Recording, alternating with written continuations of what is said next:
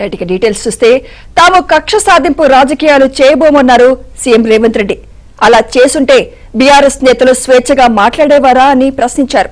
చర్లపల్లి జైల్లో డిటెన్షన్ సెల్లో ఉంచి బిడ్డ పెళ్లికి పోవడానికి కూడా ఆంక్షలు పెట్టారని సీఎం రేవంత్ గుర్తు చేశారు. అయినా ప్రజా సంక్షేమం కోసం కక్ష సాధింపు రాజకీయాలు చేయడం లేదని స్పష్టం చేశారు. నిజంగానే కక్ష సాధింపు చర్యలకు పాల్పడే ఆలోచననే ఈ రాష్ట్ర ప్రభుత్వానికి ఉండి ఉంటే ఈరోజు అక్కడ కూర్చొని అక్కడ నించొని నోటికొచ్చింది మాట్లాడే అవకాశం ఉండకపోతుండే. చెంచల్గూడనో చర్లపల్లిలో మమ్మల్ని ఎక్కడైతే పెట్టినరో డిటెన్షన్ సెల్లో ఎవరిని కలవకుంటే నిర్బంధించినరో అక్కడనే మీరుండేటోళ్ళు. కానీ మా ప్రభుత్వం 15 నెలల్లో ఎవరి మీద కూడా కక్షా సాధింపు చర్యలకు పాల్పడలేదు. 16 రోజులు డిటెన్షన్ సెల్లో ఒక్క మనిషిని చూడకుండా నన్ను నిర్బంధించిన ఆ కోపాన్ని దిగమింగుకొని రాష్ట్ర ప్రయోజనాల కోసం ఈరోజు పనిచేస్తున్నా అధ్యక్ష. నా బిడ్డ లగ్గం ఉంటే కూడా లగ్గానికి ఇంటరిం బెయిల్ 2 గంటలు పోయి లగ్గం చూడడానికి కూడా అభ్యంతరం పెట్టి ఢిల్లీ నుంచి న్యాయవాదులను తీసుకొచ్చి ఇక్కడ వాదించి ఆయన బిడ్డ లగ్గపత్రిక రాసుకోవడానికి కూడా వెళ్ళడానికి వీల్లేదు అని చెప్పి కోర్టులో వాదించిన వాదనలు అక్కడ ఉన్నాయి అధ్యక్ష. కోర్టు నాకు కండిషనల్ బెయిల్ ఇచ్చింది అధ్యక్ష. చర్లపల్లి జైలు నుంచి ఎన్కన్వెన్షన్ ఫంక్షన్ హాల్కి పోయి నా బిడ్డ లగ్గపత్రిక రాసుకొని అక్కడి నుంచి సీదా మళ్ళీ చర్లపల్లి జైలుకు పోయిన అధ్యక్ష. రాజకీయ కక్షా సాధింపు మీద నాదా?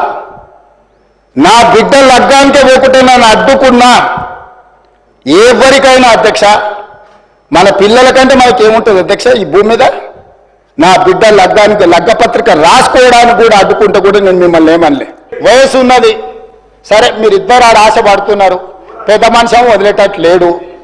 మేమందరం కూడా పెద్ద మనిషి ఉంటేనే బాగుంటుంది, వీళ్ళ చేతికిస్తే ఏం చేస్తారో తాడు బొంగరం లేకుండా అని తెలంగాణ సమాజానికి భయం ఉంది.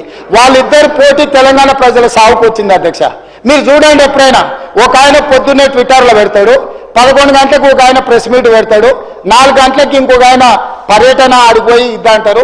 వీళ్ళందరూ చూసేవరకల్లా సాయంత్రం మేడం గారు అందరిని పిలిపించి సమావేశం పెడుతుంది. ఏం పోటీ ఇది? ఒక రైతు కుటుంబం నుంచి వచ్చి గ్రామీణ ప్రాంతాల నుంచి వచ్చి గవర్నమెంట్ స్కూల్లో తెలుగు మీడియంలో చదువుకున్న నేను ముఖ్యమంత్రి అయితే ఎందుకు మీకు కడుపుమంట?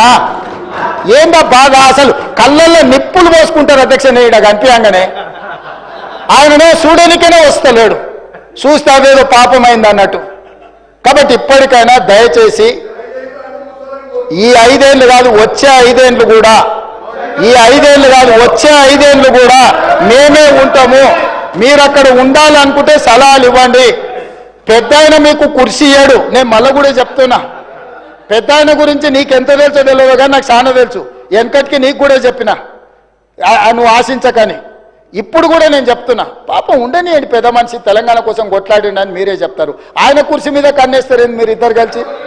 ఎందుకు ఆయన మీద పగబట్టారు? కుటుంబంలో పెద్ద దిక్కు ఒక ఆయన ఉండాలి. పెద్ద దిక్కు ఉంటేనే గౌరవం ఉంటుంది. పెద్ద ఆయనను కూడా ఖతం చేసి కుర్చీలో కూర్చోవాలనే స్కీమ్లు వేయకండి. ఇంతకుముందే నేను కాగితం తెచ్చిస్తే ఏందో అనుకున్నా. మా వాళ్ళు చెప్తున్నారు, గతంలో నేపాల్ యువరాజు దీపేంద్ర తన కుటుంబంలోని 8 మందిని AK-47 పెట్టి కాల్ చేసిందట, పదవి ఇయ్యలేదని.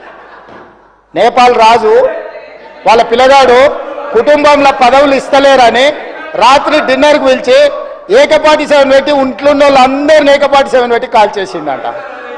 అట్లాంటి పరిస్థితులు తెలంగాణలో రాకుండా చూడండి అధ్యక్ష. వారికి చెప్పండి, వారు చదువుకుంటే చదువుకున్నారు, గుంటూరు తెలివితేటలు ఉంటే ఉన్నాయి, అవి ఉపయోగించి తెలంగాణకి ఏమైనా ప్రయోజనం చేకూర్చేటట్టు చెప్పమని చెప్పుండ్రు అధ్యక్ష. ఇంగ్లీష్ అనేది నాలెడ్జ్ కాదు. 4 ఇంగ్లీష్ బుక్కలు ఆయనకు రావచ్చు, నేను 4 ఇంగ్లీష్ బుక్కలు కానీ ఈ ప్రపంచంలో చైనాలో ఉండేవాడికి ఇంగ్లీష్ రాదు, జపాన్లో ఉండేవాడికి ఇంగ్లీష్ రాదు, జర్మన్లో ఉండేవాడికి ఇంగ్లీష్ రాదు. కానీ ఈరోజు చైనా, జపాన్, జర్మన్ ప్రపంచాన్ని శాసిస్తుంది అధ్యక్ష. 4 ఇంగ్లీష్ ముక్కలు వస్తే ఒకవేళ హోటల్లో పనిచేయడానికి, ఆర్డర్స్ తీసుకోవడానికి పనికొస్తుండొచ్చు అధ్యక్ష. బట్ట షాప్లో బట్టల అమ్మనికి పనికొస్తుండొచ్చు. గుంటూరులో చదివిన తెలివితేటలన్నీ మా దగ్గర వచ్చి చూపించొద్దు అధ్యక్ష. మేము గవర్నమెంట్ స్కూల్లో చదివి వచ్చినాం, మేము గుంటూరులో చదవలే, మా తెలుగు మీడియం అధ్యక్ష.